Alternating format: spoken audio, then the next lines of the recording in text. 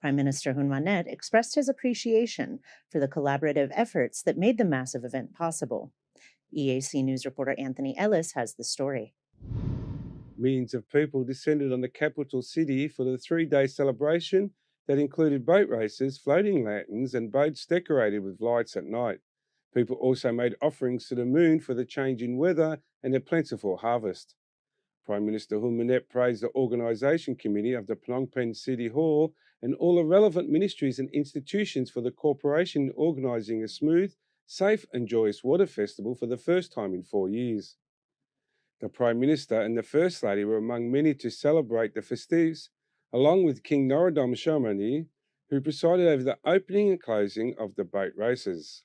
The Prime Minister commended the racing committee and the athletes involved in the boat race for working hard to produce a race that adhered to the spirit of solidarity and mutual respect and made the event an overall success. He also thanked the ministries, institutions, and private companies for participating in the huge event. While millions of people attended the large water festival celebration in Phnom Penh, celebrations attracted domestic and foreign tourists across the country, giving hope to the arrival of the Cambodian tourism. Government spokesperson Pen Bonner interpreted the festivities successful and a clear evidence that Prime Minister Hun Manet's leadership guarantees peace and social, political and economic stability established by his father, former Prime Minister Hun Sen. Anthony Ellis, EAC News. You're watching EAC News. Thank you for joining us. Today marks the one-year anniversary of the inclusion of Cambodia's Bokata martial arts style being inscribed on the UNESCO Intangible Heritage List for embodying the kingdom's social, cultural, and religious values. Its recognition as a vital part of Cambodian culture has led to a more prominent position in the minds of locals and the international community. Bokata is a traditional Khmer martial art that has been deeply rooted in Cambodian society for centuries and has survived to this day despite the odds. While the ancient style is depicted on the walls of Angkor temples, the Khmer Rouge era nearly erased the art's history. Luckily, a few brave Bokata masters were able to hold on to the style and pass it on to the next generation. Since being inscribed on the UNESCO list, Bokata has only gained in popularity, highlighted by the 2018 documentary Surviving Bokata, which saw its first national theater release this year. Cambodia has 6 pieces of intangible heritage on UNESCO's list, along with 3 physical sites including Angkor Wat, Preah Vihear, and Sambor Praikuk temples. Kristen Winters, EAC News. You're watching EAC News. Thank you for joining us. As of this morning, Cambodia ranks 3rd out of 35 participating countries in the 7th Vovinam World Championships in Ho Chi Minh. So far, Cambodian athletes have garnered 17 medals at the competition, 5 gold, 3 silver, and 9 bronze. EAC News reporter Anthony Ellis has more.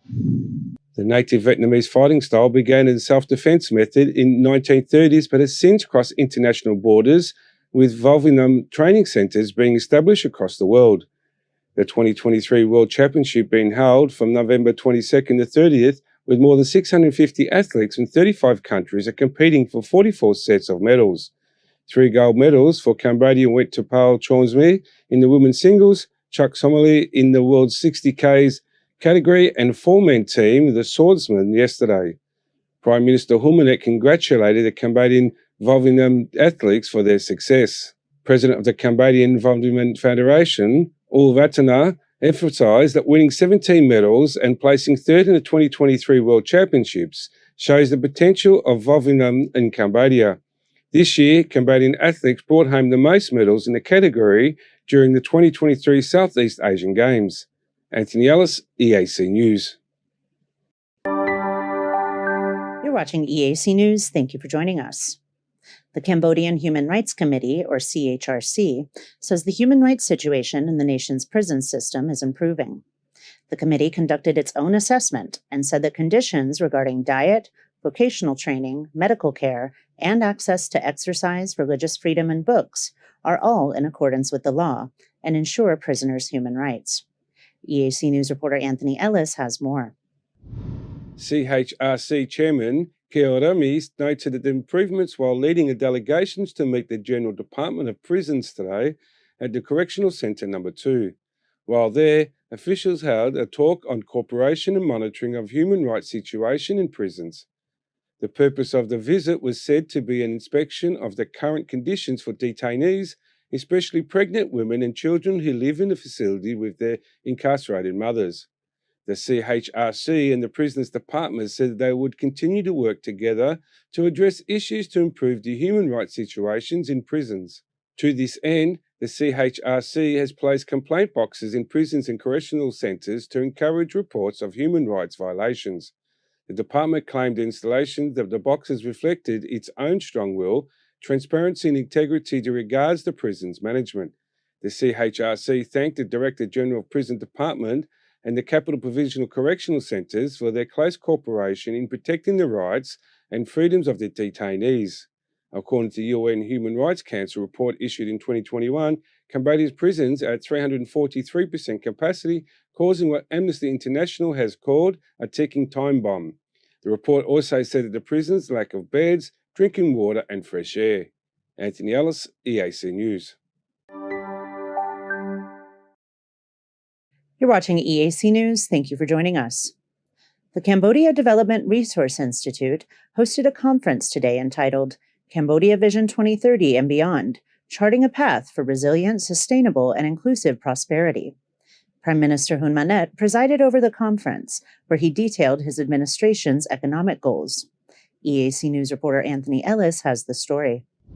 The Prime Minister said, with the focus of the current priority policies and the implementation of measures set out in the past, he expects the Cambodian economy to grow by 5.6% this year. He expects a growth rate of 6.6% for 2024. While he hides high hopes, he also mentioned the possible pitfalls that could deter the government from the economic goals. Over the last 20 years, Cambodia has achieved strong and sustainable economic growth at an average rate of 7% per year. Cambodia thus achieved a low middle income status in 2015. Meanwhile, trade volume via domestic production has increased nearly tenfold from 3.1 billion in 1998 to 29.6 billion in 2022. The Prime Minister also said that the poverty rate has fallen below 10% before the COVID-19 crisis. He said with the social conflict is minimising, the economic structure has shifted from the traditional agricultural economy to a value-added industry and service economy.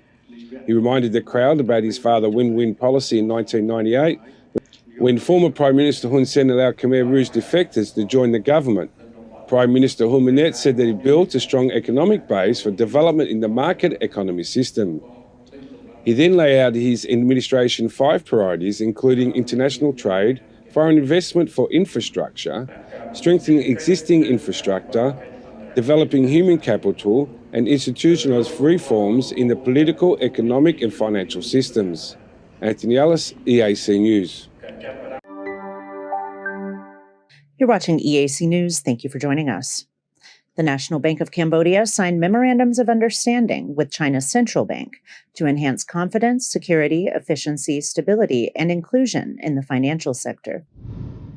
On Tuesday, People's Bank of China Governor Pan Gongsheng and NBC Governor Chia Serai presided over the ceremony in Beijing and signed 2 memorandums. The first MOU focuses on cooperation in financial innovation and payment systems to enhance the security and efficiency of cross-border payment transactions between Cambodia and China, and to promote innovation and the adoption of financial services technology. The second MOU aims to strengthen the capabilities of the Cambodian banking sector to better serve the increasing bilateral trade, investments, and financial flows between China and Cambodia. By innovating financial products and services offered by Cambodian banks to Chinese investors, the MOUs hope to enhance Cambodia's competitiveness and attractiveness as an investment destination. Kristen Winters, EAC News. You're watching EAC News. Thank you for joining us. The World Economic Forum is an independent NGO that engages political, business, cultural, and other leaders of society to shape global, regional, and industry agendas by acting as a mediator. Yesterday, Prime Minister Hun Manet welcomed WEF Asia-Pacific Director Jo Uk Lee to the Peace Palace. EAC News reporter Anthony Ellis has the story. Jo Uk Lee thanked the Prime Minister for taking time to allow him and the delegation to pay a courtesy call and brought greetings from the WEF founder, Klaus Schwab, who also said that he has always valued Cambodia and has mentioned the kingdom's potential in the meetings with representatives from countries around the world. He also briefed the Prime Minister on the upcoming 2024 World Economic Forum to be held in Davos, Switzerland, under the theme Rebuilding Confidence. The forum will focus on 4 pillars: maintaining security and cooperation in the fragmented world, developing and creating jobs for the new era, the using of artificial intelligence as a driving force for the economic and social development, and launching a long-term strategy for climate, nature and energy with the participation of more than 2,000 institutions from around the world. The Prime Minister thanked the WEF for cooperating with the Cambodian government in the past, including co-hosting the WEF meeting for the ASEAN in 2017.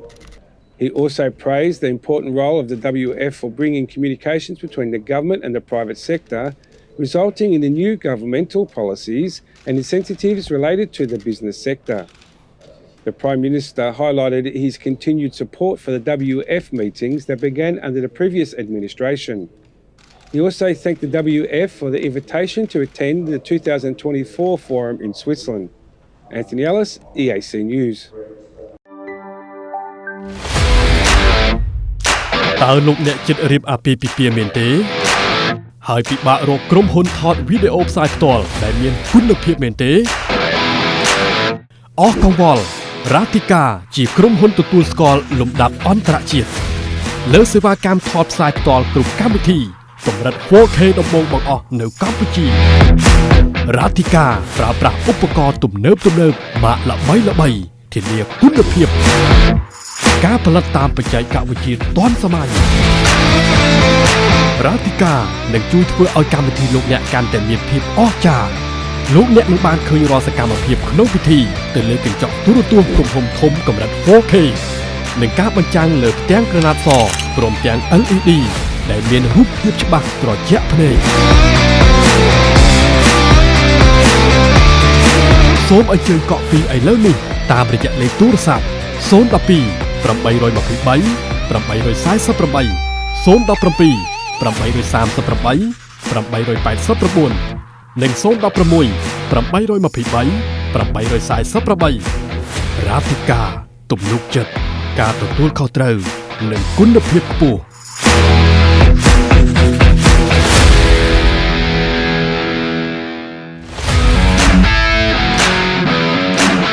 រ៉ាទីកា Entertainment ក្រុមតន្ត្រីអាជីពកំសាន្តបែបស្រាលពីរោះមិនថ្លង់ភ្ញៀវរំភើបចិត្តពិធីរឹតតែអស្ចារ្យ Relax រ៉ាទីកា Entertainment ញ៉ាំងឲ្យកម្មវិធីលោកអ្នកកាន់តែមានភាពអធិកអធមរ៉ាទីកា Entertainment ក្រុមតន្ត្រីដ៏ល្អសម្រាប់ក្រុមគ្រួសារលោកអ្នកសូមអញ្ជើញកក់ពីឥឡូវនេះសម្រាប់កម្មវិធីលោកអ្នកតាមរយៈលេខទូរស័ព្ទ017 838 889 012 823 848 និង016 823 848If it's happening and you need to know about it, you'll get it all right here. EAC News brings you updates and breaking news in English across all of our platforms and channels. The EAC News app, YouTube, Facebook, Telegram,